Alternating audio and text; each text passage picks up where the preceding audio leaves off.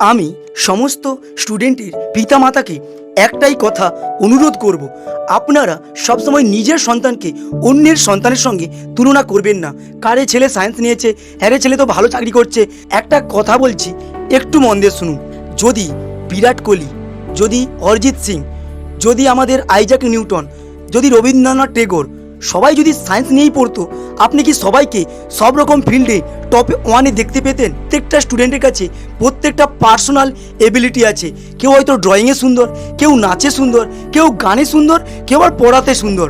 তাহলে নিজের সন্তানের এবিলিটিটা দেখুন, সে কোনটাতে নিজের বেস্ট দিতে পারবে, সেটাই নিজের সন্তানকে মোটিভেট করুন। নিজেই দেখবেন একদিন আপনার সন্তান সাকসেসের চরম পর্যায়ে পৌঁছে বসে আছে।